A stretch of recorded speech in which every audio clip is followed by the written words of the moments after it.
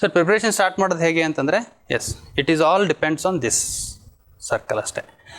Starting of the preparation is whole depends on first you have to buy the syllabus copy that we will be provided by us. PYQs that is also been provided by us because this ನಾವು ನಿಮಗೆ PDF ಕಳಿಸಲ್ಲ, ಇದು ಕ್ರೆಡೆನ್ಸ್ learning app ಅಂತ ಇದೆ, ಅಲ್ಲಿಂದ download ಮಾಡ್ಕೊಳ್ಳಿ. Okay, Credence learning ಆ್ಯಪಲ್ಲಿ sectional wise ಹಾಕಿದ್ದೀವಿ, ಅಂದರೆ like polity, economy, geography, prelims as well as mains ಎರಡರದ್ದು ಸೆಗ್ರಿಗೇಷನ್ ಮಾಡಿಬಿಟ್ಟು ಸೆಕ್ಷನಲ್ ವೈಸ್ PYQs ಹಾಕಿದ್ದೀವಿ, ಅಲ್ಲಿಂದ ಡೌನ್ಲೋಡ್ ಮಾಡ್ಕೊಳ್ಳಿ. ಓಕೆ, ನಿಮ್ಗೆ ಏನಾದರೂ ಗೊತ್ತಾಗಲಿಲ್ಲ ಅಂದರೆ ರಿಸೆಪ್ಷನ್ಗೆ ಕಾಲ್ ಮಾಡಿ, they will guide you how to download them. Okay, and then syllabus copy PYQs ನಾನು ಹೇಳಿದ್ದೀನಿ ಇಂಪಾರ್ಟೆನ್ಸು. ಅದರಾದಮೇಲೆ ನೆಕ್ಸ್ಟು NCERT. ಈ NCERT ಬುಕ್ಕು ಓದಬೇಕಾದ್ರೆ ಲೆಟ್ಸೆ ಎಕನಾಮಿ NCERT ಓದ್ತಾ ಇರ್ತೀರ ಅಂದ್ಕೊಳ್ಳಿ. ಓಕೆ, ಈಗ ಎಕನಾಮಿ NCERT ಓದ್ತಾ ಇದ್ದೀರಾ ಅಂದರೆ ಎಕನಾಮಿ NCERT ಒಂದು ಚಾಪ್ಟ್ರು ಮುಗಿಸಿದ್ಮೇಲೆ ಇಮಿಡಿಯೇಟ್ಲಿ ನೀವು PYQ ನೋಡಬೇಕು, ಎಕನಾಮಿಕ್ ಕ್ವಶನ್ಸ್ ಏನೇನು ಬಂದಿದೆ ಅಂತ. ಒಂದು ಚಾಪ್ಟರ್ ಮುಗಿಸ್ಮೇಲೆ ನೋಡಿ, ಮತ್ತು ನಿಮಗೆ ಅಲ್ಲಿ ಸಾಲ್ವ್ ಮಾಡಬೇಡಿ. If you try to solve you will not be able to solve the questions. So generally I say ಅದು ಕ್ವಶನ್ಸ್ ನೋಡಿದ ತಕ್ಷಣ ಏನು ಅನಿಸುತ್ತೆ ಅಂದರೆ ನಿಮಗೆ, ಓಕೆ ನಾನು ಈ ಬುಕ್ ಓದ್ತಾ ಇದ್ದೀನಿ, ಈ ಚಾಪ್ಟರ್ ಓದ್ತಾ ಇದ್ದೀನಿ, ಈ ಚಾಪ್ಟ್ರಿಂದ ಯಾವುದಾದ್ರು ಕ್ವಶನ್ ಬಂದಿದೆಯಾ ಅಂತ ನೋಡ್ತೀರಾ. ಈ ಚಾಪ್ಟ್ರಿಂದ ಯಾವುದೂ ಕ್ವಶನ್ ಬಂದಿಲ್ಲ, ಸೊ ಅವಾಗೇನು ಮಾಡ್ತೀರಾ, ಮತ್ತೆ ಇನ್ನೊಂದು ಚಾಪ್ಟರ್ ಓದ್ತೀರಾ, ಮತ್ತೆ ಕ್ವಶನ್ ನೋಡ್ತೀರಾ, ಇನ್ನೊಂದು ಚಾಪ್ಟರ್ ಯಾವುದಾದ್ರು ಕ್ವಶನ್ ಬಂದಿದೆಯಾ ಅಂತ ನೋಡ್ತೀರಿ, ಯಾವುದೋ ಒಂದು ಕ್ವಶನ್ ಬಂದಿರುತ್ತೆ ಅಂತ ಅಂದ್ಕೊಳ್ಳಿ, ಒಂದರಲ್ಲ ಎರಡು ಚಾಪ್ಟರ್. ಓಕೆ, ಕ್ವಶನ್ ಕೇಳಿದಾನೆ ಅಂದರೆ ಯಾವ ಫಾರ್ಮ್ಯಾಟಲ್ಲಿ ಕೇಳಿದ್ದಾನೆ, ಏನು ಡಿಮ್ಯಾಂಡ್ ಮಾಡ್ತಿದ್ದಾನೆ, ನಾನು 2 ಚಾಪ್ಟರ್ ಕವರ್ ಮಾಡಿದ್ದೀನಿ, ಈ 2 ಚಾಪ್ಟರಿಂದ ನನಗೆ ಏನು ಡಿಮ್ಯಾಂಡ್ ಮಾಡ್ತಿದ್ದೆ, ವಾಟ್ ಈಸ್ ಡಿಮ್ಯಾಂಡಿಂಗ್ ಅನ್ನೋದನ್ನು ನಾನು ಕಾನ್ಷಿಯಸ್ಲಿ ಅಬ್ಸರ್ವ್ ಮಾಡ್ತೀನಿ. ಇದು ಅಬ್ಸರ್ವ್ ಮಾಡಿದಾಗ ಏನಾಗುತ್ತೆ ಅಂದರೆ, ಇದು ನಾನು ಸ್ಲೋಲಿ ಎವ್ರಿ ಚಾಪ್ಟರ್ಗೂ ಮಾಡ್ತಾ ಹೋದಾಗ ನನಗೇನು ಗೊತ್ತಾಗುತ್ತೆ ಅಂದರೆ NCERTಯಿಂದ ನಾನು ಏನು ಓದಬೇಕು, ಏನು ಬಿಟ್ಬಿಡ್ಬೇಕು, ಏನು ಜಸ್ಟ್ ಬರ್ಕೊಳ್ಳಿ. ಅಂದರೆ ಈ ಚಾಪ್ಟರಿಂದ ನನಗೆ ಏನು ಕಂಟೆಂಟ್ ಯೂಸ್ಫುಲ್ ಇದೆ, ಅದು 4 ಪಾಯಿಂಟ್ ಇದೆ, 4 ಪಾಯಿಂಟ್ ನಾನು ಎಲ್ಲಿ ಬರ್ಕೋಬೇಕಲ್ಲ. ಈ ಫಾರ್ ಎಕ್ಸಾಂಪಲ್ ಪಾಲಿಟಿ ಇರೋದ್ರಿಂದ ಹೇಳ್ತೀನಿ, ಈ ಡೆಮೊಕ್ರಾಟಿಕ್ ಪಾಲಿಟಿ 1, ಡೆಮೊಕ್ರಾಟಿಕ್ ಪಾಲಿಟಿ 2 ಅಂತ 2 9th ಸ್ಟ್ಯಾಂಡರ್ಡ್ದು ಮತ್ತು 10th ಸ್ಟ್ಯಾಂಡರ್ಡ್ ಬುಕ್ ಇದೆ. ಅವೆರಡು ಬುಕ್ ನೀವು ಓದಬೇಕಾದ್ರೆ ಅದರಲ್ಲಿ ಒಂದು ಇನ್ಫಾರ್ಮೇಷನನ್ನು ತುಂಬ ಡಿಟೇಲ್ಡಾಗಿ ವಿತ್ ಕೇಸ್ ಸ್ಟಡೀಸ್ ಕೊಟ್ಟಿದ್ದಾನೆ. ಓಕೆ, ಲೆಟ್ಸ್ ಎ ಡೆಮೋಕ್ರಸಿ ಅಂತ ಅಂದ ತಕ್ಷಣ the rulers are elected by people ಅಂತ. ಈ ರೂಲರ್ಸ್ ಆರ್ ಎಲೆಕ್ಟೆಡ್ ಬೈ ಪೀಪಲ್ಗೆ ವಿತ್ ಕೇಸ್ ಸ್ಟಡೀಸ್ ಎಲ್ಲ ಕೊಟ್ಟಿದ್ದಾನೆ. ಆ ಕೇಸ್ ಸ್ಟಡೀಸ್ ನಿಮಗೆ ಬೇಕಾ? ಇಲ್ಲ. ಆ ಕೇಸ್ ಸ್ಟಡೀಸಲ್ಲಿ ಫಸ್ಟ್ ಹೆಸರು ಅಷ್ಟೇ ಬೇಕು. For example New Zealand case study ಕೊಟ್ಟಿದ್ದಾನೆ ಅಂದರೆ ನ್ಯೂಜಿಲೆಂಡ್ ಅಂತ ಬರ್ಕೋತೀರಾ. Rest all story will be there in your mind. And rulers are elected by people ಅನ್ನೋದು ಒಂದೇ ನಿಮ್ಮ ಕಾನ್ಸೆಪ್ಟ್ ಬೇಕು. Rest all story will be there in your mind. Stories ಎಲ್ಲ ನಮ್ಮ ಮೈಂಡಲ್ಲಿ ಇರುತ್ತೆ. ಕತೆಗಳು ಯಾವುದೇ ಕೇಳಿದ್ರು, ಕತೆಗಳು ಯಾವುದೇ ಓದಿದ್ರು ಮೋಸ್ಟ್ ಆಫ್ ದಿ ಕತೆಗಳು ನಮ್ಮ ಮೈಂಡಲ್ಲಿ ಇರುತ್ತೆ. ಯಾಕೆ? We will picturise them while reading. ನಾವು ಓದಬೇಕಾದ್ರೆ ಪಿಕ್ಚರೈಸ್. ಒಂದು ನನಗೆ ಆ್ಯಕ್ಚುಲಿ ಇನ್ನೋದ್ರು ನನಗೆ ನೆನಪಿರುತ್ತೆ, ನಾನು ಓದಬೇಕಾದ್ರೂ ಪಾಕಿಸ್ತಾನದೊಂದು ರೆಫರೆನ್ಸ್ ಕೊಡೋದು. 1999 ಪರ್ವೇಜ್ ಮುಷರಫ್ ಕೇಳಿರ್ತಾರೆ ಹೆಸರು, ಮಿಲಿಟ್ರಿ ಜನರಲ್ ಇದ್ದರು. ಈ over through the government of elected ಗೌರ್ಮೆಂಟಿಗೆ ಮಿಲಿಟ್ರಿ ಬಂದ್ಬಿಟ್ಟು ಅಲ್ಲಿ ಸೀಟ್ ಮೇಲೆ ಕೂತ್ಕೊಂಡು ಹಾಗಾಗಿದ್ದು ನನಗೆ ಕಾನ್ಷಿಯಸ್ ಮೈಂಡ್ ಕಣ್ಣೆದುರುಗಡೆ ಪಿಕ್ಚರ್ ಕಟ್ಟದಂಗಿದೆ. ಯಾಕೆ? ಅದನ್ನು ನೋಡಿದ್ನೋ, ಅದು ಯೂಟ್ಯೂಬಲ್ಲಿ ನೋಡಿದ್ನೋ ಪರ್ವೇಜ್ ಮುಷರಫ್ ಅದಾದಮೇಲೆ ಕಂಟಿನ್ಯೂಸ್ಲಿ ರೂಲಿಂಗಲ್ಲಿದ್ದರು. ನಾವು ಪ್ರಿಪ್ರೇಷನ್ ಮಾಡಬೇಕಾದ್ರೆ he was there in the news. So ಹಾಗಾಗಿ ನಮ್ಮ ಮೈಂಡಲ್ಲಿ ಏನಾಯಿತು, ಕಂಟಿನ್ಯೂಸ್ಲಿ ಆ ಸ್ಟೋರಿ ಅದಕ್ಕೆ ಬಿಲ್ಡ್ ಆಗ್ತಾ ಹೋಯಿತು, ಅದು ರೀಕಲೆಕ್ಟ್ ಆಗ್ತಾ ಹೋಯಿತು, ರಿವಿಷನ್ ಆಗ್ತಾ ಹೋಯಿತು, ನಮ್ಮ ಕಣ್ಮುಂದೆ ಕಟ್ಟದಂಗಿದೆ ಇನ್ಸಿಡೆಂಟ್. ಸೊ ಹಾಗೆ ನಿಮಗೆ PYQs ಓದೋದ್ರಿಂದ ನಿಮ್ಗೇನು ಗೊತ್ತಾಗುತ್ತೆ ಅಂದರೆ ವಾಟ್ ಶುಡ್ ಬಿ ರಿಟೆಂಡ್. ಸೊ ಹಾಗೆ ಅದಕ್ಕೆ ನಾನು ಹೇಳ್ತೀನಿ, ಸಿಲೆಬಸ್ ಕಾಪಿ ತೊಗೊಳ್ಳಿ, PYQs ತೊಗೊಳ್ಳಿ, ಆಮೇಲೆ ದೆನ್ NCERT ಓದ್ತಾ ಹೋಗಿ. NCERT each and every chapter complete ಆದಮೇಲೆ PYQs. ಇದನ್ನು ನಿಮಗೆ ಇನಿಷಿಯಲಿ ಬೋರಿಂಗ್ ಅನಿಸುತ್ತೆ, ನಾನು ಏನು ಮಾಡ್ತಾಯಿದ್ದೀನಿ ಅನಿಸುತ್ತೆ, ಏನೂ ಗೊತ್ತಾಗ್ತಿಲ್ಲ ಅಂತಲೂ ಫೀಲಿಂಗ್ ಬರುತ್ತೆ. But never ever stop it. ಅದು ಎಲ್ಲರಿಗೂ ಕಾಮನ್. ಯಾಕೆ? ನನಗೆ ಗೊತ್ತೇ ಇಲ್ಲ ಏನು ಮಾಡಬೇಕು ಅಂತ. ನಾನು ಹೇಳ್ತಿದ್ದೀನಿ ನಿಮಗೆ ಅಷ್ಟೇ, ದಟ್ ಓಕೆ PYQs ನೋಡಿ ಅಂತ. ನೋಡಿದ್ದೀನಲ್ಲಪ್ಪ, ಎಷ್ಟು ಸರಿ ಅಂತ ನೋಡಲಿ, ಏನಂತೂ ಗೊತ್ತಾಗ್ತಿರಲಿಲ್ಲ ಅಂತ ಅನಿಸುತ್ತೆ. ಒಂದು 2-3 ಚಾಪ್ಟ್ರು 3-4 ಚಾಪ್ಟ್ರ್ ಮುಗಿಸಿದಾಗ ನಿಮ್ಗೆ ಆಟೋಮೆಟಿಕ್ಲಿ ಒಂದು ಸ್ವಲ್ಪ ಪಾಸಿಟಿವ್ ಫೀಲಿಂಗ್ ಬರುತ್ತೆ. ಅದು ಬರಲಿಲ್ಲ ಅಂದರೆ ನನ್ನ ಹತ್ರ ಬನ್ನಿ, ನಾನು ಮತ್ತೆ ನಿಮಗೆ ಹೇಳ್ತೀನಿ. Okay, how to go about it ಎದುರುಗಡೆ ಕೂಡಿಸ್ಕೊಂಡು ಮತ್ತೆ ಹೇಳ್ತೀನಿ. But this should be your practice. If you practice these things, otherwise whole complete ಒಂದು ಬುಕ್ ಮುಗಿಸಿ ಮತ್ತು PYQs ನೋಡಿ. ಒಂದು ಬುಕ್ ಮುಗಿಸಿ ಇಷ್ಟಿಷ್ಟೇ ಬುಕ್ ಇರುತ್ತೆ. ಸೊ ಒಂದು ಬುಕ್ ಮುಗಿಸಿ PYQs ನೋಡಿ, ಒಂದು ಬುಕ್ ಮುಗಿಸಿ PYQs ನೋಡಿ. ಅದರಿಂದ ನಿಮಗೆ ಮತ್ತೆ PYQs ರಿವಿಷನ್ನು ಆದಂಗೆ ಆಯಿತು, UPSC ಡಿಮಾಂಡ್ ತಿಳ್ದಂಗೂ ಆಯಿತು. ಓಕೆ, ಎರಡೂ ನಿಮಗೆ ಬೆನಿಫಿಟ್ ಆಗುತ್ತೆ ಇದರಲ್ಲಿ. ಟೀಕೆ. ಅದಾದಮೇಲೆ ಮತ್ತೆ NCERTs, PYQs ಮತ್ತು syllabus. NCERT, PYQs, syllabus, NCERT, PYQs, syllabus ಇಷ್ಟೇ ಮಾಡಬೇಕು ಇನಿಷಿಯಲಿ. ಒಂದು 3 ತಿಂಗಳು ನಿಮ್ಗೆ ಕಂಪ್ಲೀಟ್ ಇದೇ ಲೂಪಲ್ಲಿ ಇರ್ತೀರ. Okay, when you are into this loop, definitely you are trying to understand the demand of the UPSC. And to clear this examination, what is required? As soon as you understand the demand of the UPSC, you will clear this examination. Okay, to understand it, you have to be in this loop.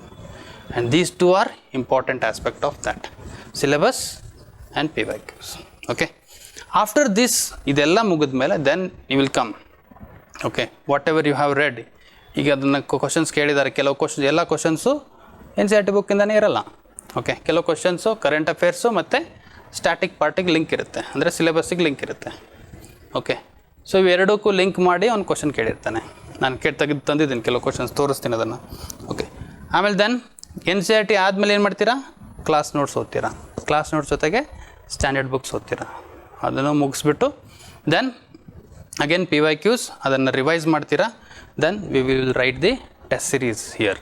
Okay, ಆ test series ಎಲ್ಲ ಬರೆದಾಗ, ನೀವು ಇಷ್ಟೆಲ್ಲ ಮಾಡಿದಾಗ automatically ನಿಮ್ಮ test series ಇಲ್ಲಿ ಏನು ಬರೀತೀರ ಅದರಲ್ಲಿ ಪರ್ಫಾರ್ಮೆನ್ಸ್ ಇನ್ಕ್ರೀಸ್ ಆಗ್ತಾನೆ ಹೋಗುತ್ತೆ. ನಾನು ಟೆಸ್ಟ್ ಸೀರೀಸ್ ಫಾರ್ಮ್ಯಾಟ್ ಹೇಳಿದ್ದೀನಿ ಆಲ್ರೆಡಿ. ಎವ್ರಿ ಸಂಡೇ ಟೆಸ್ಟ್ ಇರುತ್ತೆ, ಆ ಟೆಸ್ಟ್ ಬರೀತೀರಾ. ಆದರೆ ಬಟ್ ಇದು ನಿಮಗೆ ಪ್ರೊಸೆಸ್ ಕಂಪ್ಲೀಟ್ ಮಾಡೋಕ್ಕೆ time ತೊಗೊಳುತ್ತೆ.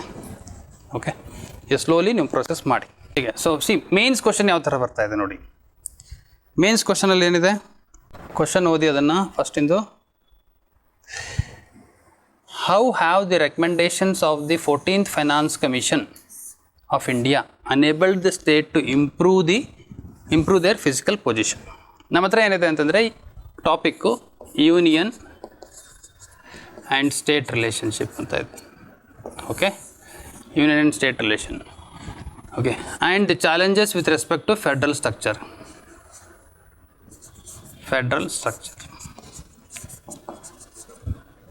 Challenges with respect to federal structure. So ಇದು ನಮ್ಮ ಟಾಪಿಕ್.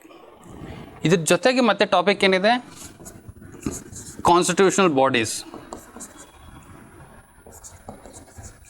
ಓಕೆ, ಕಾನ್ಸ್ಟಿಟ್ಯೂಷನಲ್ ಬಾಡೀಸ್ ಅಂತ ಒಂದು ಟಾಪಿಕ್ ಇದೆ. ಇವೆರಡು ಟಾಪಿಕ್ಕನ್ನು ನಾವು ನೋಡಿದ್ರೆ ನಮಗೇನಿದೆ, ಇವೆರಡು ಟಾಪಿಕ್ಕಿಂದ ಈ ಕ್ವಶನ್ ಕೇಳ್ದಂಗೆ ಇರುತ್ತೆ. ಒಂದು ಕ್ವಶನ್ ಏನು ಕೇಳಿದ್ದಾನೆ ಅಂತಂದರೆ, recommendations of 14th finance commission ಅಂತ ಕೇಳಿದೆ. ಈ 14th finance commission itself is a constitutional body. Okay, what are the functions of constitutional body ಅನ್ನೋದನ್ನು ನಾನು ಕಾನ್ಸ್ಟಿಟ್ಯೂಷನಲ್ ಬಾಡಿಯಲ್ಲಿ ಓದಿರ್ತೀನಿ.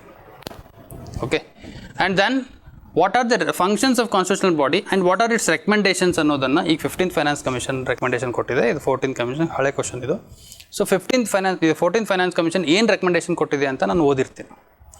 ಆದರೆ ಅವ್ನು ಕ್ವಶನ್ ಏನು ಕೇಳ್ತಾ ಇದ್ದಾನೆ, ಇದು 14th ಫೈನಾನ್ಸ್ ಕಮಿಷನ್ ಏನು ಕೊಟ್ಟಿದೆ, how it enabled the state to improve their physical position. Okay, ಅವರ ಫಿಸಿಕಲ್ ಅಂದರೆ ಸ್ಟೇಟ್ದು ಫಿಸಿಕಲ್ ಪೊಸಿಷನ್ ಇಂಪ್ರೂವ್ ಆಗೋಕ್ಕೋಸ್ಕರ ಏನೇನು ರೆಕಮೆಂಡೇಷನ್ ಕೊಟ್ಟಿದ್ದಾರೆ. ಓಕೆ, ನಾವು ಜನರಲಿ ಏನು ಮಾಡ್ತೀವಿ, ಓಕೆ ಫಸ್ಟ್ ನೋಡಿ ಅಂಡರ್ಸ್ಟ್ಯಾಂಡ್ ಮಾಡಿದ್ದನ್ನು. ಸಿಲೆಬಸ್ ಏನಿದೆ, union and state relation, okay, federal structure and challenges, ಆಮೇಲೆ ಅದ್ರ ಜೊತೆಗೆ ಕಾನ್ಸ್ಟಿಟ್ಯೂಷನಲ್ ಬಾಡಿ ಇದೆ. ಇವೆರಡಕ್ಕೂ ಲಿಂಕ್ ಮಾಡಿ ಒಂದು ಕ್ವಶನ್ ಕೇಳ್ದಂಗಿದೆ. ಅಂಡರ್ಸ್ಟುಡ್? ಸೊ ಅದೇ ತರಹ ಇಲ್ಲೇನಪ್ಪ ಅಂದರೆ, ನಾವು ರೆಕಮೆಂಡೇಷನ್ಸು, ಇದು ಕರೆಂಟ್ ಅಫೇರ್ಸ್ ಕ್ವಶನ್, ಇದು ರೆಕಮೆಂಡೇಷನ್ಸ್ ರೀಸೆಂಟ್ಲಿ ಕೊಟ್ಟಿರ್ತಾರೆ. ಅದ್ರ ಮೇಲೆ ಮೇನ್ಸ್ ಕ್ವಶನ್ಸಲ್ಲಿ ಏನಂದರೆ, to understand the demand of the question is very important. Mains answer writing ಅಂತ ಬಂದರೆ, understanding the demand of the question. What is the demand of this question? ನಿಮಗೂ knowledge ಏನೂ ಇರಲಿಕ್ಕಿಲ್ಲ, ಅಟ್ಲೀಸ್ಟ್ ಇಂಗ್ಲೀಷ್ ಆದರೂ ಓದೋಕ್ಕೆ ಬರುತ್ತೆ. ಅದ್ರ ಪ್ರಕಾರ ಹೋದರೆ, how have the recommendations of 14th finance commission ಅಲ್ವಾ? 14th ಫೈನಾನ್ಸ್ ಕಮಿಷನ್ ಏನು ಕೇಳ್ತಾ ಇದ್ದಾನೆ, enabled state to improve their physical position. ನಾನು ಯಾವಾಗಲೂ ಹೇಳ್ತೀನಿ, decoding the mains question itself a challenge ಅಂತ.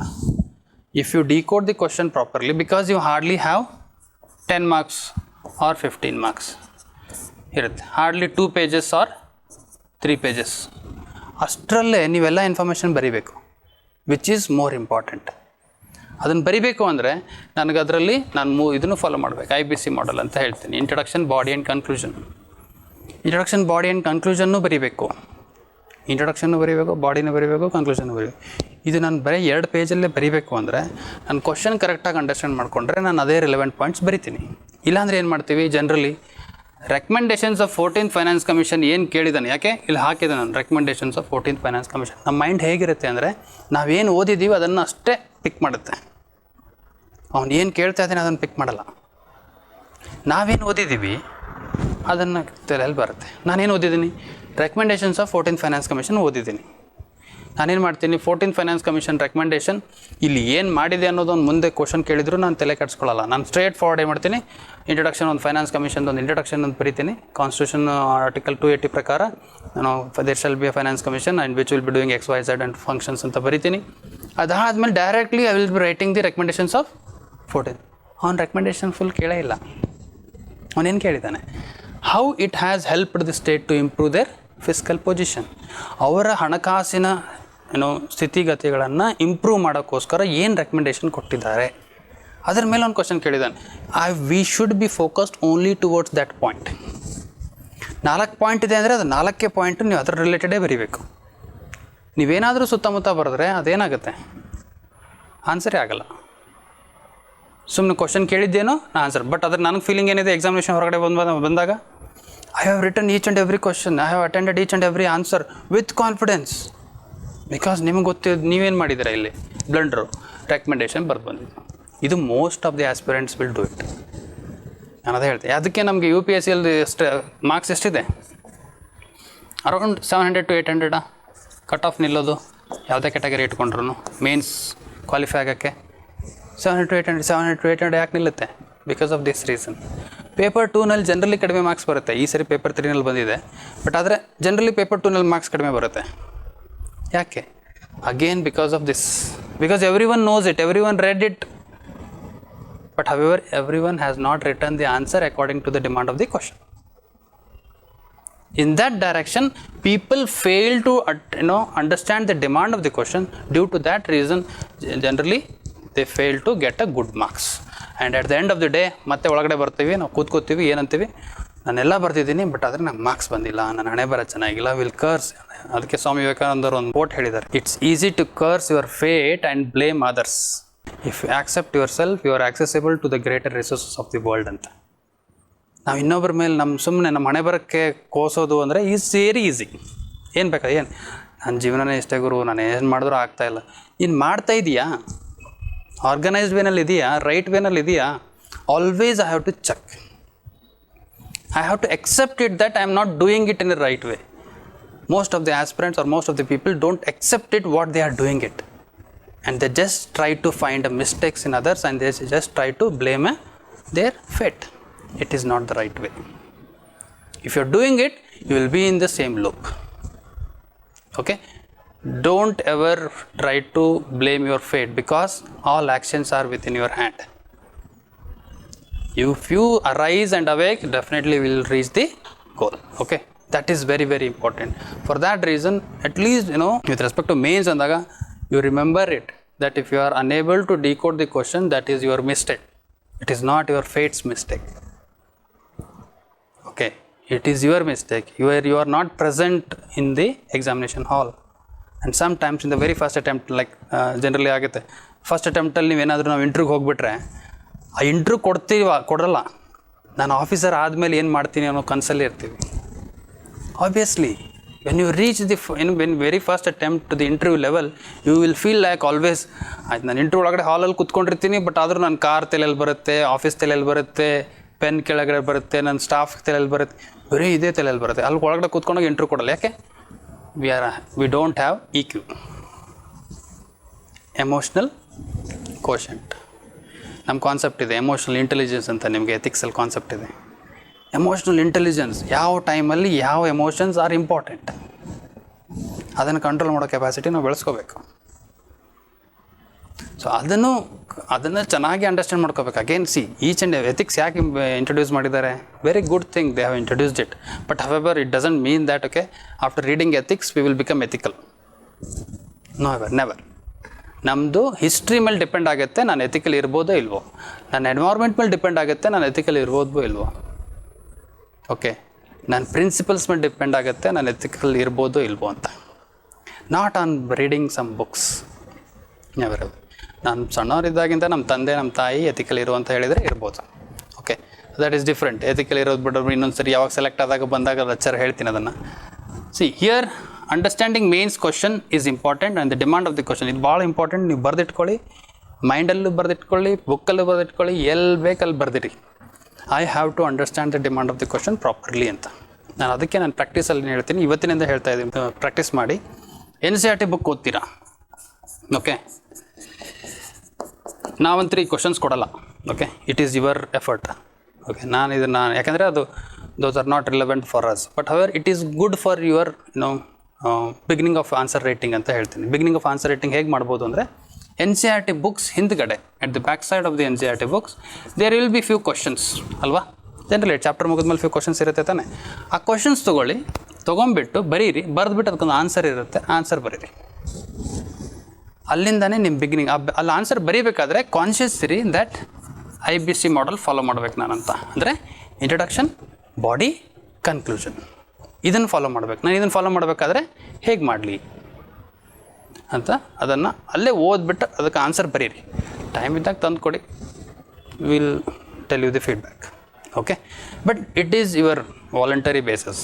It is not helpful for the examination, but it is helpful for your developing the answer writing skill voluntarily, okay. ನಾವು ಕೊಟ್ಬಿಟ್ಟು ನಾವು ನೀವು develop ಮಾಡಿಸ್ತೀವಿ, ಅದು ಮತ್ತೆ ಬೇರೆ. ಬಟ್ ಸೆಲ್ಫಲ್ಲಿ ನಿಮ್ಗೆ ಯಾವಾಗಾದ್ರೂ ಟೈಮ್ ಸಿಕ್ಕರೆ ಎಲ್ಲ ಕ್ವಶನ್ಸ್ಗೂ ಬರಿಬೇಡಿ. Pick and choose which are difficult. Just if they are asking the list out the advantages of constitution or advantages of centralization, decentralization ಅಂಥವೆಲ್ಲ ಬೇಕಾಗಲ್ಲ. ಯಾಕಂದ್ರೆ 4 ಪಾಯಿಂಟ್ ಅಲ್ಲೇ ಎದುರುಗಡೆನೇ ಇರುತ್ತೆ, ಅದೇ ಬರೀತೀರ. ಸಮಥಿಂಗ್ ಇಂಡೈರೆಕ್ಟ್ ಯಾವುದಾದ್ರೂ ಕ್ವಶನ್ ಕೇಳಿದ್ದಾನೆ ಅಂದರೆ ಆ ಕ್ವಶನ್ಗೆ ನೀವು ಆನ್ಸರ್ ಮಾಡೋಕ್ಕೆ ಪ್ರಯತ್ನ ಪಡಿ. ಆನ್ಸರ್ ಮಾಡಿಬಿಟ್ಟು ಅದಕ್ಕೆ ಆನ್ಸರ್ ಬರೀರಿ. 1 ಪೇಜು 1.5 ಪೇಜು ರೆಸ್ಟ್ರಿಕ್ಟ್ ಮಾಡಿಕೊಂಡೇ ಬರೀರಿ, ಓಕೆ. 10 ಮಾರ್ಕ್ಸ್ ಕ್ವಶನ್ಸ್ ಇದ್ದರೆ 2 ಪೇಜ್ ಕೊಡ್ತಾನೆ. 15 ಮಾರ್ಕ್ಸ್ ಕ್ವಶನ್ಸ್ ಇದ್ದರೆ 3 ಪೇಜ್ ಕೊಡ್ತಾನೆ, ಓಕೆ.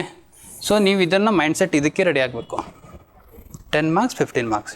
ಆಪ್ಷನಲ್ ಪೇಪರ್ ಬಂದಾಗ you will be getting 25 marks, 20 marks, 15 marks, 10 marks, okay. Optional ಪೇಪರ್ಗೆ 25 ಮಾರ್ಕ್ಸ್ದು ಇರುತ್ತೆ, 20 ಮಾರ್ಕ್ಸ್ದು ಇರುತ್ತೆ, ಆ್ಯಂಡ್ ದೆನ್ 15 ಮಾರ್ಕ್ಸ್ದು ಇರುತ್ತೆ, 10 ಮಾರ್ಕ್ಸ್ದು ಇರುತ್ತೆ. ಸೊ ನಿಮಗೆ ಇಲ್ಲಿ ಮೈಂಡ್ಸೆಟ್ ರೆಡಿ ಆಗಬೇಕು. ನಾನು 20 ಮಾರ್ಕ್ಸಿಗೆ ಬರೀಬೇಕಾದ್ರೆ 250 ವರ್ಡ್ಸು, ಇಲ್ಲಿ 350 ಇರುತ್ತೆ, 350 ವರ್ಡ್ಸ್ ಇರಬೇಕು. ಸೊ ಇಲ್ಲಿ 200 ವರ್ಡ್ಸು, ಇಲ್ಲಿ 150 ವರ್ಡ್ಸ್ ರೆಸ್ಟ್ರಿಕ್ಟ್ ಮಾಡಿಕೊಂಡೇ ಬರೀಬೇಕು. ಅದೇ ಮೈಂಡ್ಸೆಟ್ಟಲ್ಲೇ ನೀವು ಪ್ರಿಪೇರ್ ಆಗಬೇಕು. ಅಂದ್ರೇ ನೀವು ಮೇನ್ಸ್ಗೆ ರೆಡಿ ಆದಂಗೆ ಇರುತ್ತೆ. ನಾವು ಯಾಕೆ ಇಂಟಿಗ್ರೇಟೆಡ್ ಪ್ರಿಪ್ರೇಷನ್ ಪ್ರಿಲಿಮ್ಸ್ ಮತ್ತು ಮೇನ್ಸ್ ಅಂತ ಹೇಳ್ತೀವಿ ಅಂದರೆ, ಮೇನ್ಸ್ಗೆ ರೆಡಿ ಆಗಬೇಕಾದ್ರೆ ಮೈಂಡ್ಸೆಟ್ ನಿಮ್ಮ ಮೊದಲು ಸಿಲೆಬಸ್ ಗೊತ್ತಿರಬೇಕು. ಸಿಲೆಬಸ್ ಗೊತ್ತಿರೋ, ಪ್ರಿವಿಯಸ್ ಇಯರ್ ಕ್ವಶನ್ ಪೇಪರ್ ಗೊತ್ತಿರಬೇಕು. ಪ್ರಿವಿಯಸ್ ಇಯರ್ ಕ್ವಶನ್ ಪೇಪರಲ್ಲಿ ಯಾವ ಟೈಪ್ ಕ್ವಶನ್ಸ್ ಬರ್ತಿದೆ, ಎಷ್ಟು ಮಾರ್ಕ್ಸಿಗೆ ಬರ್ತಿದೆ, ಎಷ್ಟು ವರ್ಡ್ಸ್ ಡಿಮ್ಯಾಂಡ್ ಮಾಡ್ತಾ ಇದ್ದಾನೆ ಅನ್ನೋದು ನಿಮಗೆ ಗೊತ್ತಿರಬೇಕು. ಅದು ಗೊತ್ತಿದ್ದಾಗ ಮಾತ್ರ ನೀವು ಯಾವುದೇ ಕ್ವಶನ್ ಅಪ್ರೋಚ್ ಮಾಡಿದ್ರೂ ಇದು ಎಷ್ಟು ಮಾರ್ಕ್ಸಿಗೆ ಕೇಳ್ಬೋದು. ನೀವು ನ್ಯೂಸ್ ಪೇಪರಲ್ಲಿ ಓದ್ತೀರಾ, ಫಾರ್ ಎಕ್ಸಾಂಪಲ್ ಏನೋ Modi recent visit to Egypt visit ಆದಮೇಲೆ what was the bilateral ties, how the the economic or the social or the cultural connection with the Egypt will boost India's development ಅನ್ನೋದೇನಾದ್ರು question ಬಂದರೆ ಅದು ಎಷ್ಟು ಮಾರ್ಕ್ಸಿಗೆ ಬರ್ಬೋದು, ನಾನು ಏನೇನು ಬರಿಬೋದು ಅಂದ್ಕೊಂಡು ನೀವೇ ವಿಚಾರ ಮಾಡಬೇಕು. You should try to frame the questions and then you should try to answer them. Okay, so that will develop over the period of time. ನಾನು ಇವತ್ತೇ ನಿಮಗೆಲ್ಲ ಹೇಳ್ತಿದ್ದೀನಿ, ಬಟ್ ಆದರೆ ಇದು ಇಂಪಾರ್ಟೆಂಟ್ ಇದೆ, ಇವತ್ತಿನಿಂದ ನಿಮ್ಮ ಮೈಂಡಲ್ಲಿ ಇರಬೇಕಷ್ಟೇ. ಓಕೆ, ಇದನ್ನೆಲ್ಲ ಮಾಡಿ, ರೈಟ್. ಈ ಸೆಕೆಂಡ್ ಕ್ವಶನ್ ನೋಡಿ, besides being a moral imperative of welfare state, what do you mean by welfare state? Simple ಆಗಿ ಸ್ಟೇಟ್ಮೆಂಟ್ ವೈಸೇ ಹೋಗೋದಿದ್ರೆ ವೆಲ್ಫೇರ್ ಅಂದರೆ ಏನು? ಒಳ್ಳೇದು ಮಾಡೋದು ಅಂತ ಅನ್ಕೋಬೋದಾ? So government is there to give the service to whom underprivileged. Okay, people who are poor, people who are at disadvantage. Government cannot look each and every citizens equally. Why? Because it is the duty of the state to provide welfare schemes to disadvantaged sections of the society, to bring them on par with others, to bring them to give them equal rights, to give them equal platform with others. So in that direction the government is a welfare state. ठीक है. And ಏನು ಹೇಳ್ತಾ ಇದ್ದೀನಿ, besides, ಅವನು ಏನು word use ಮಾಡ್ತಾ ಇದ್ದಾನೆ? Besides ಅಂದರೆ ಏನು? ಇದು ಅಲ್ಲದೆ. Okay, primary health structure is a necessary precondition, again word, necessary precondition for what? Sustainable development. ನಮ್ಮ ಹತ್ರ ಸಿಲೆಬಸ್ ಏನಿದೆ, ಓಕೆ, ವೆಲ್ಫೇರ್ ಸ್ಕೀಮ್ಸು ಆರ್ ಸೊಸೈಟಿನೋ, ಸೊಸೈಟಲ್ ಡೆವಲಪ್ಮೆಂಟ್, ಓಕೆ, ಪ್ಲಸ್ ಇನ್ನೊಂದೇನಿದೆ ಅದರಲ್ಲಿ ನಿಮಗೆ ಪ್ರೈಮರಿ ಏನೋ health sector, education, okay. So like that different sectors ಎಲ್ಲ ಕೊಟ್ಟಿದ್ದಾನೆ, ಲಿಸ್ಟ್ ಮಾಡಿ ಕೊಟ್ಟಿದ್ದಾನೆ. ಸೊ ಈ ಕ್ವಶನ್ ಕೇಳಿದ್ದು ಅವನು ಈ ಸೆಕ್ಷನಿಂದ ಕೇಳಿದ್ದಾನೆ. ಈ ಸೆಕ್ಷನಲ್ಲಿ ನೋಡಿದ್ರೆ ಈ ಸಿಲೆಬಸ್ಗೂ ಇದಕ್ಕೂ ನಮಗೇನು ಲಿಂಕ್ ಅನಿಸಲ್ಲ. ಲಿಂಕ್ ಅಂದ್ರೇನು, ಬರೀ ವರ್ಡ್ ಯೂಸ್ ಮಾಡಿದ್ದಾನೆ, ವೆಲ್ಫೇರ್ ಅಂತ ಮತ್ತು ಸ್ಕೀಮ್ಸ್ ಅಂತ, ಹೆಲ್ತ್ ಅಂತ. ಬಟ್ ಆದರೆ ಸರ್ ಈ ಥರ ಕ್ವಶನ್ಸ್ ಇದು ಪ್ರೈಮರಿ ಹೆಲ್ತ್ ಸೆಕ್ಟರ್ ಅಂತ ನಾನು ಹೇಗೆ ತಿಳ್ಕೊಬೇಕು, ನಾನು ಅದು ಹೇಗೆ ಓದಬೇಕು? ನಾವು ಅದೆಲ್ಲ ನಿಮಗೆ ನೋಟ್ಸು ಕೊಟ್ಟಿರ್ತೀವಿ, ಓದಿಸಿರ್ತೀವಿ ಇಲ್ಲಿ, okay. Primary sector, secondary sector and tertiary ಸೆಕ್ಟರ್ದು. ಬಟ್ ಈ ಕ್ವಶನ್ ಏನು ಕೇಳಿದ್ದಾನೆ, ದಿ ಕಾನ್ಸೆಪ್ಟ್, ಇನ್ನೊಂದು ಕಾನ್ಸೆಪ್ಟ್ ಇದೆ, ಸಸ್ಟೈನೇಬಲ್ ಡೆವಲಪ್ಮೆಂಟ್, ಓಕೆ. ಈ ಸಸ್ಟೈನೇಬಲ್ ಡೆವಲಪ್ಮೆಂಟ್ ಕಾನ್ಸೆಪ್ಟ್ ಏನು, SDG ಗೋಲ್ಸ್ ಅಂತ ಇದೆ ಈಗ. Sustainable Development UN organization has imposed saying that these are the goals which every country has to reach, means by 2030 ಅಂತ target ಕೊಟ್ಟಿದ್ದಾರೆ. 2030 ಅಲ್ಲಿ there are 17 sustainable goals which we have to reach. ಅದರಲ್ಲಿ IMR rate, education, school gross enrollment ratio, nutrition level of the childrens, ಇವೆಲ್ಲ targets ಇದೆ. ಆ targets ನಾವು reach ಮಾಡಬೇಕು, ಅದಕ್ಕೆ ನಾವು ಅಗ್ರಿ ಆಗಿರ್ತೀವಿ. ಇವು sustainable goals, the concept of sustainable ನಿಮಗೆ ಗೊತ್ತಿದ್ದರೆ ನೀವು ಅವಾಗ ಏನು ಮಾಡ್ತೀರಾ, ಈ ಸಸ್ಟೈನೇಬಲ್ ಡೆವಲಪ್ಮೆಂಟುಗೆ ಈ ಕ್ವಶನನ್ನು ಪ್ರೈಮರಿ ಹೆಲ್ತ್ ಸೆಕ್ಟರ್ದು ಲಿಂಕ್ ಮಾಡಿ ನೀವು ಆನ್ಸರ್ ಬರೀತೀರಾ. ಇಲ್ಲಾಂದರೆ ಏನಾಗುತ್ತೆ, you will write the primary health ಸೆಕ್ಟರ್ದು ನೀಡ್ಸ್ ಏನಿದೆ, ಡಿಫಿಕಲ್ಟೀಸ್ ಏನಿದೆ ಅಂತ ಬಂದುಬಿಡ್ತೀರ. ಕ್ವಶನ್ ಓದಿ ಇದರಲ್ಲಿ ಇನ್ನೊಂದು ಸರಿ, ಓಕೆ. ನಿಮ್ಗೆ ಸಿಲೆಬಸ್ ಗೊತ್ತಿಲ್ಲ, ಕಂಟೆಂಟ್ ಗೊತ್ತಿರಲಿಕ್ಕಿಲ್ಲ, ಬಟ್ ಅದು ಕ್ವಶನ್ ನೋಡಿ. Besides being A moral imperative for the welfare States, welfare state ಅಂದ್ರೇನು, ಎಲ್ಲರಿಗೂ ಹೆಲ್ತ್ ಸೆಕ್ಟರು, ಎಜುಕೇಷನ್, ಪರ್ಟಿಕ್ಯುಲರ್ಲಿ ನಾರ್ವೇನ್ ಕಂಟ್ರೀಸಲ್ಲಿ ಏನಿದೆ, health and education or free, completely free, because they tax high from the citizens and they give it for free. ನೀವು health ಯಾವುದೇ operation ಮಾಡ್ಕೊಂಡ್ರೂ free ಇರುತ್ತೆ. ನಮ್ಮ ಹತ್ರ ಹೇಗಿದೆ, government ಹತ್ರ ಏನು ಫೆಸಿಲಿಟಿ ಇದೆ ಅದಕ್ಕೆ ಮಾತ್ರ ಫ್ರೀ. ಪ್ರೈಮರಿ ಹೆಲ್ತ್ ಸೆಕ್ಟರ್ ಅಂದರೆ ಏನು, ಈಗೆಲ್ಲ PHC ಸೆಂಟರ್ಸ್ ಇರುತ್ತಲ್ಲ ವಿಲೇಜಸಲ್ಲಿ, which can give maximum service to the local citizens, okay. So being moral imperative, also primary health sector is a necessary precondition for sustainable development. Yes, ಯಾಕೆಂದರೆ primary health sector ಏನು ಮಾಡ್ತಾ ಇದೆ, it is the first point of contact for every villages, it is the first point of contact for every health sector, okay. So ನಾವು ಹೋಗ್ತೀವಿ ಹಳ್ಳಿಗಳಲ್ಲಿ, ಹೋದ ತಕ್ಷಣ hospital ಹೋಗ್ತೀವಿ, ಅಲ್ಲಿ ಡಾಕ್ಟರ್ಸ್ ಅವೈಲೇಬಿಲಿಟಿ ಇಲ್ಲ. ಡಾಕ್ಟರ್ಸಿಗೆ ಒಬ್ರಿಗೆ ಪೋಸ್ಟ್ ಮಾಡಿರ್ತಾರೆ, ಡಾಕ್ಟರ್ಸ್ ಬರೋದಿಲ್ಲ ಕೆಲವು ಟೈಮ್, ರೆಗ್ಯುಲರ್ ವಿಸಿಟ್ ಇರೋಲ್ಲ. ಆಮೇಲೆ ಯಾರು ಗೌರ್ಮೆಂಟ್ ಪೋಸ್ಟಿಗೆ ಬರೋಕ್ಕೆ ಇಷ್ಟಪಡಲ್ಲ. ಯಾಕೆ? ಪ್ರೈವೇಟ್ ಸೆಕ್ಟ್ರಲ್ಲಿ ದುಡ್ಡಿದೆ, ಗೌರ್ಮೆಂಟ್ ಸೆಕ್ಟ್ರಲ್ಲಿ ದುಡ್ಡಿಲ್ಲ. ಸ್ಯಾಲ್ರಿ ಎಷ್ಟು ಕೊಡ್ತಾರೆ? 70,000 80,000. ಬಟ್ ಪ್ರೈವೇಟ್ ಸೆಕ್ಟ್ರಲ್ಲಿ ಹೋದರೆ 5 ಲಕ್ಷ 6 ಲಕ್ಷ. ನಾನು ಯಾಕೆ ದುಡಿಬೇಕು? ಸೊ ಅವೈಲೇಬಿಲಿಟಿ ಆಫ್ ಡಾಕ್ಟರ್ಸ್ ಇಲ್ಲ, ಅವೈಲೇಬಿಲಿಟಿ ಆಫ್ ಸ್ಟಾಫ್ ಇಲ್ಲ, ಓಕೆ. ಆ್ಯಂಡ್ ಅದಕ್ಕೋಸ್ಕರ ಪೀಪಲ್ ಟ್ರಸ್ಟು ಇಲ್ಲ. ಏನಿದೆ ಪ್ರೈಮರಿ ಹೆಲ್ತ್ ಸೆಕ್ಟರ್ ಅಂದರೆ, ಗೌರ್ಮೆಂಟ್ ಹಾಸ್ಪಿಟಲ್ ಟ್ರಸ್ಟ್ ಇದೆಯಾ? ನಿಮ್ಮ ಹತ್ರ ದುಡ್ಡಿದ್ರೆ ನೀವೇನು ಮಾಡ್ತೀರಾ? ಕೆಮ್ಮು ಬಂದರೂ ಪ್ರೈವೇಟ್ ಹಾಸ್ಪಿಟ್ಲ್ಗೆ ಹೋಗ್ತೀವಿ, ಹೌದಾ ಇಲ್ವೋ? ಅದೇ ನೀವು ಗೌರ್ಮೆಂಟ್ ಸೆಕ್ಟರ್ ಮೇಲೆ ಟ್ರಸ್ಟ್ ಇದ್ದರೆ ಏನಾಗುತ್ತೆ, automatically will go to the government. ಅದಕ್ಕೆ ಈಗ ಡೆಲ್ಲಿಯಲ್ಲಿ Arvind Kejriwal has bought mohalla concept ಅಂತ, ಮೊಹಲ್ಲಾ ಕ್ಲಿನಿಕ್ಕು ಅದು ತೊಗೊಂಬಂದಿದ್ದಾರೆ. ಆ ಮೊಹಲ್ಲಾ ಕ್ಲಿನಿಕಲ್ಲಿ ಏನು ಮಾಡಿದ್ದಾರೆ, he is trying to give the incentive to the doctors. If one patient come, if we are we will give you 100 rupees apart from your salary. So ಅದರಿಂದ ಏನಾಗುತ್ತೆ, doctors I will give time ಅಂತಾರೆ, 2 hour ಆದರೂ ಕೊಡ್ತೀನಿ, 3 hour ಆದರೂ ಕೊಡ್ತೀನಿ ನಾನು ಅಂತ. ಆ ಟೈಮಲ್ಲಿ ಬುಕ್ಕಿಂಗ್ ತೊಗೊಂಡ್ಬಿಟ್ಟು ಅವ್ರಿಗೆ ಕೊಟ್ಟು, ಆಮೇಲೆ private doctors, MD doctors, well knowledgeable doctors, if they are coming to the government hospital, people will develop a trust on the hospital. So when you develop a trust on the hospital, the primary health sector will also grow.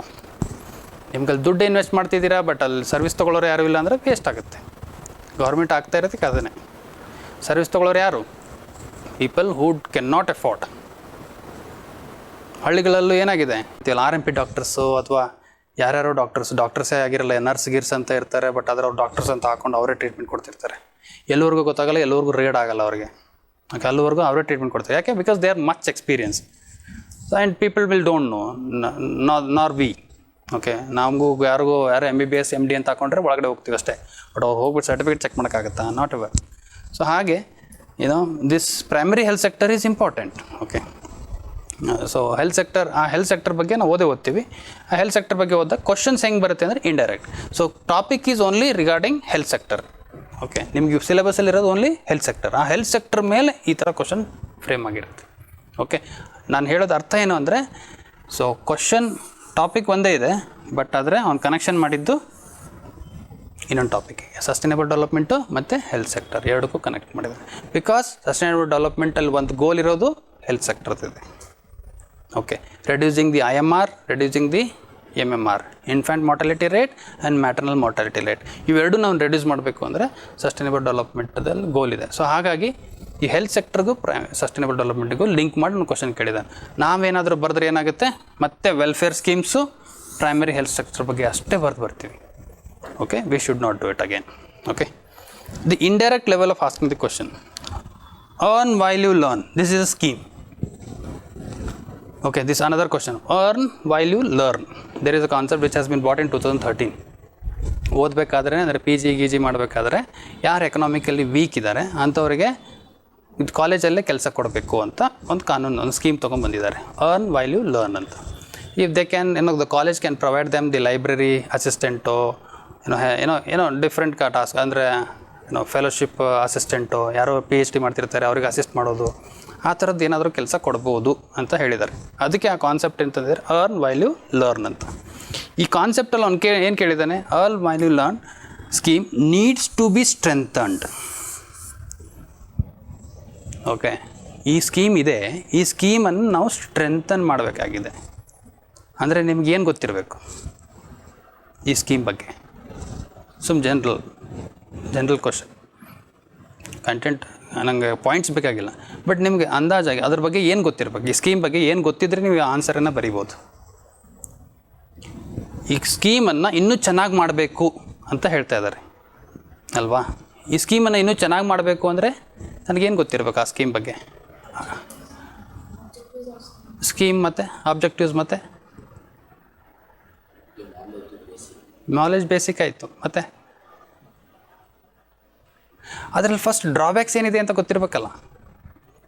Scheme ಇದೆ, ಆ ಸ್ಕೀಮಲ್ಲಿ loop holes ಏನಿದೆ, ಆ ಸ್ಕೀಮಲ್ಲಿ drawbacks ಏನಿದೆ ಅಂದಾಗ ನೀವು ಅದಕ್ಕೆ ಏನಾದ್ರು strength ಮಾಡ್ಬೋದಲ್ವಾ? ಈಗ ನನ್ನ ಹತ್ರ ನನಗೆ ಸ್ಟ್ರೆಂಥನ್ ಮಾಡಬೇಕು ಅಂದರೆ, ನನ್ನ ಬಾಡಿ ಸ್ಟ್ರೆಂಥನ್ ಮಾಡಬೇಕಂದ್ರೆ ನನ್ನ ಡ್ರಾಬ್ಯಾಕ್ಸ್ ಗೊತ್ತಿರಬೇಕು. ನಾನು ಲೀನ್ ಇದೀನೋ, ನಾನು ತೆಳ್ಳಗಿದ್ದೀನೋ, ವೇಟ್ ಎಷ್ಟಿದೆಯೋ. ಓಕೆ, ಅದನ್ನೆಲ್ಲ ನಾನು ಇದು ಅನಾಲಿಸಿಸ್ ಮಾಡಿದಾಗೆ ಗೊತ್ತಾಗುತ್ತೆ what are my drawback. When my drawbacks are known, I can work on that, I can strengthen it. ನನ್ನ ವೀಕ್ನೆಸ್ ಗೊತ್ತಿದ್ದಾಗೆ ನಾನು ಸ್ಟ್ರೆಂತ್ ಮಾಡ್ಕೋಬೋದಲ್ವಾ? ಆ weakness can be turned into strength. So I must know the challenges of the scheme, I must know the drawbacks of the scheme, then only I can attend this question. or else ಏನಾಗುತ್ತೆ, similarly ಈಗ ನಾವು ಅಂದ್ಕೊಂಡ್ವಿ ಏನಂತ, objectives ಬರಿತೀವಿ ಮತ್ತು basics of the scheme ಬಗ್ಗೆ ಬಂದುಬಿಡ್ತೀವಿ. ಯಾಕೆ ನಾವು ಓದಿದ್ದೆ ಅದೇ. We did not study the challenges ಎಷ್ಟಿತ್ತು, ಒಂದು 2-3 ಪಾಯಿಂಟ್ ಇತ್ತು, ಅದು ನೆನಪಿಲ್ಲ.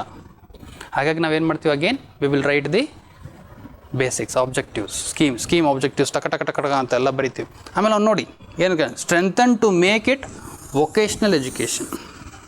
Okay, and skill training meaningful. Skill training ಏನಿದೆ ಇದು ಮೀನಿಂಗ್ಫುಲ್ ಆಗಿ ಮಾಡಬೇಕು. ಸೊ ಅಗೇನ್ ನಾನು ಯಾಕೆ ಇದನ್ನೆಲ್ಲ ನಿಮಗೆ ಈಗಲೇ ತೋರಿಸ್ತಾ ಇದ್ದೀನಿ ಅಂದರೆ, it is all about understanding the demand ಅಂತ ಮೊದಲಿಂದನೂ ಹೇಳ್ತಾ ಇದ್ದೀನಿ. ನಿಮ್ಮ ತಲೆಯಲ್ಲಿ ಕೂತ್ಕೋಬೇಕು ಅಷ್ಟೇ. UPSC ಡಿಮಾಂಡ್ ಅಂದರೆ ಏನು? Nothing but understanding the demand of the question. What UPSC is demanding from you. You have the knowledge. ಓದಿರ್ತೀರ, ಎಲ್ಲ ನಾಲೆಜ್ ಇರುತ್ತೆ, ಬಟ್ ಆದರೆ ಆನ್ಸರ್ ಬರೆಯೋಕ್ಕೆ ಬಂದಾಗ ಕರೆಕ್ಟಾಗಿ ಆನ್ಸರ್ ಬರೆಯೋಕ್ಕಾಗಲ್ಲ. ಯಾಕೆ? ನಾನು ಡಿಮಾಂಡ್ ಅಂಡರ್ಸ್ಟ್ಯಾಂಡ್ ಮಾಡ್ಕೊಂಡಿರಲ್ಲ. ಸೊ ಆ ಕಾರಣದಿಂದ ಇದು ಈ ಥರ ಕ್ವಶನ್ಸ್ ಬರುತ್ತೆ. ನಾನು ಏನು ಮಾಡಬೇಕು, ನಾನು ಕ್ವಶನ್ ಚೆನ್ನಾಗಿ ಅಂಡರ್ಸ್ಟ್ಯಾಂಡ್ ಮಾಡ್ಬೇಕು.